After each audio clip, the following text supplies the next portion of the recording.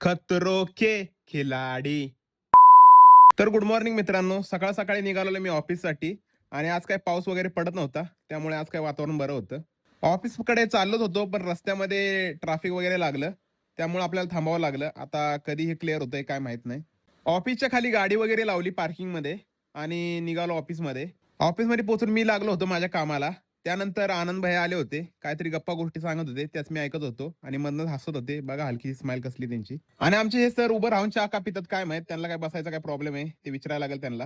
बघा होता उभं राहून चहा पितात. आणि लंचला मी बसलो होतो. भेंडी वगैरे मी डब्यावरती आणली होती आणि आनंद भैयाने मला चण्याची भाजी दिली होती.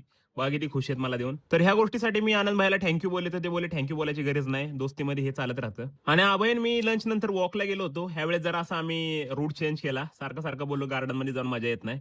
बोललो जरा रस्त्यावरती इकडे तिकडे फिरूया. वॉकिंग वगैरे संपून पुन्हा एकदा मी ऑफिसला आलो आणि मी माझ्या कामाला लागलो. हेल्मेट वगैरे घेतलं आणि निघालो आपण घराच्या दिशेने. आणि अर्ध्या रस्त्यात पोहोचलेलोच तर भाई इतकं बेकार ट्रॅफिक लागलं काय सांगू.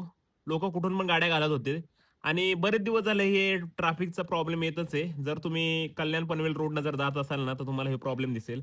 भाई लय बेकार दिवस आलेत. तर एवढं बेकार ट्रॅफिक लागलेलं बोललो की दुसरी लेन घ्यावी.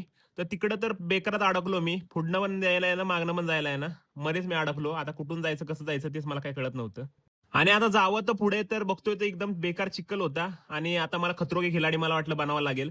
आणि आता काय करायचं मला तेच कळत नव्हतं. इकडे बघा तो नाला आहे, पुढे चिखल आहे. आता गाडी घालू तर घालू कुठून. आणि कसा बसा ट्रॅफिक मधनं सुटून मी आलो आणि ह्या भैयापासून केळी वगैरे घेतली आणि घरी गेलो. तर मित्रांनो, आजचा ब्लॉग तुम्हाला कसा वाटला मला नक्की सांगा. आणि ज्या पण मित्रांनी अजूनपर्यंत फॉलो केलं नाही तर लवकर फॉलो करा आणि भेटूया पुढच्या ब्लॉगमध्ये. चला बाय.